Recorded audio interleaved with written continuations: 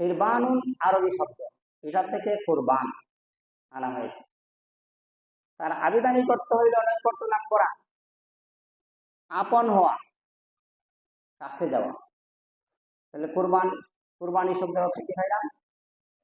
নৈকট্য লাভ করা অথবা আপন হওয়া, কাছে যাওয়া। কোন কোন ডিকশনারিতে কুরবান শব্দের অর্থ উৎসর্গ করা অথবা ত্যাগ দেয়া, যে কোনো জিনিস ত্যাগ দেওয়া বা নিজেকে ত্যাগ দেওয়া, তাকে বলা হয় কুরবান।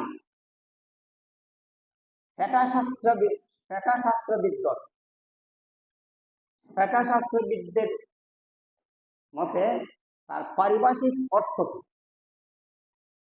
তার পারিভাষিক শাস্ত্রবিদদের মতে তার পারিভাষিক অর্থ হইল যাবহু হায়াওয়ানিন মাখসুসিন ফি ওয়াক্তিন মাখসুসিন বিনিয়াতিত তাকাররুবি ইলাল্লাহি, নির্দিষ্ট মাসে, নির্দিষ্ট সময়ে, নির্দিষ্ট পশুকে নির্দিষ্ট পদ্ধতি বা নিয়মে আল্লাহর নামে তার সন্তুষ্টি অর্জনের জন্য পশু জবাই করাকে অথবা পশু জবাই করে উৎসর্গ করাকে কুরবানি বলে। এটা বুঝতে পারছি? নির্দিষ্ট সময়, নির্দিষ্ট সময় বলতে কি বোঝায়? নির্দিষ্ট মাসে, অর্থাৎ জিলহজ মাস।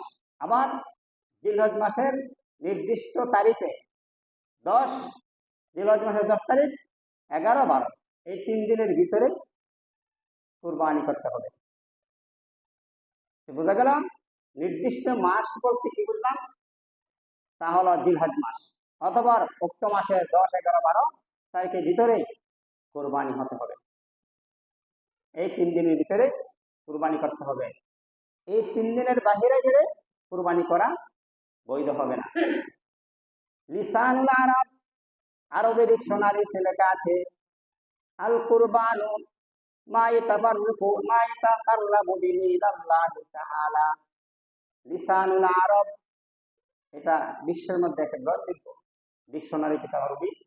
আল কুরবানু মা ইয়াতাকাররাবু বিহি ইলাল্লাহি তাআলা, যার মাধ্যমে আল্লাহর নৈকট্য অর্জন করা হয় তাকে কুরবানি বলা হয়। বুঝতে পারলাম? যার মাধ্যমে, যে কাজ করলে আল্লাহর নৈকট্য লাভ করা যায় তাকে কুরবানি বলা হয়। সেই হিসেবে রাসূল পাক সাল্লাল্লাহু আলাইহি সাল্লাম এই বিষয়ে গুরুত্ব দিয়েছেন, কুরবানির বিষয়টা। আবার আল ফিকহুল মুয়াসসার, ফিকহ শাস্ত্রের একটা কিতাবের নাম, অথবা বিভিন্ন মুফাসসিরিন কেরাম ওনারাও কুরবানি শব্দের অর্থ কি বলেছেন এটা আপনাদের সামনে বলছি।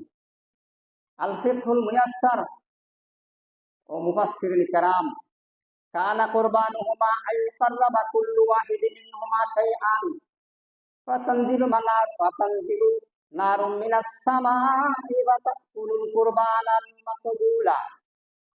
তাদের কুরবানির পদ্ধতি ছিল এই যে প্রত্যেকে কিছু বস্তু কুরবানি হিসেবে পেশ করত, কিছু বস্তু কুরবানি হিসেবে পেশ করত, অথবা আকাশ থেকে আগুন এসে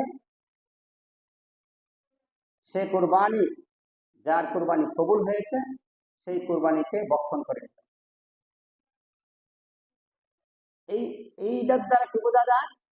কুরবানি এমন একটা জিনিস যে কুরবানি আল্লাহর নৈকট্য লাভ করে যায়। কুরবানির দ্বারা যার আল্লাহর নৈকট্য লাভ করে।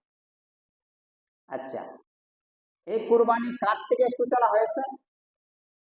কুরবানি সূচনা হয়েছে আমাদের সর্বপ্রথম মানব সৃষ্টিকে হযরত আদম আলাইহিস সালাম। ঠিক না কথাটা? হযরত আদম নবী হচ্ছেন আমাদের সর্বপ্রথম সৃষ্টি। বনি আদম প্রথম সৃষ্টিকে হযরত আদম আলাইহিস সালাম।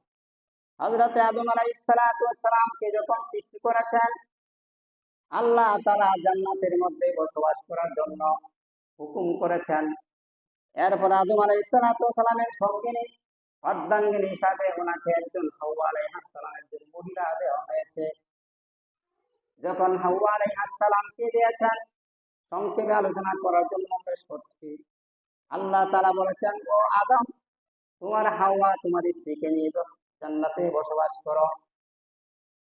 জান্নাত যখন জান্নাতে বসবাস করতে লাগলেন, এমনিভাবে কিছুদিন যখন গত হয়ে গেল, কে জানি হাওয়া আলাইহিস সালামকে ডেকে বলতেছে, কাকুতি মিনতি করে করুণ সুরে বলতেছে, ও হাওয়া, আমি তো তোমাদের হিতাকাঙ্ক্ষী, আমি তোমাদের হিতাকাঙ্ক্ষী, সুতরাং তোমরা জান্নাতের মধ্যে বসবাস করতেছো আর বসবাস করবা, কিন্তু তোমাদের হিতাকাঙ্ক্ষী হিসাবে একটা কথা বলি, যদি আমার কথা নাও, আমার কথা যদি নিয়ে নাও, আমার কথা যদি নাও, তাহলে আমি একটা কথা বলবো।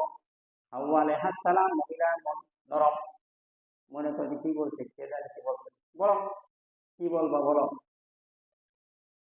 বলছে যে, ও হাওয়া আলাইহিস সালাম, আপনারা জান্নাতে আছেন, এর চেয়ে আরামদায়ক আর জায়গা কোথাও নেই।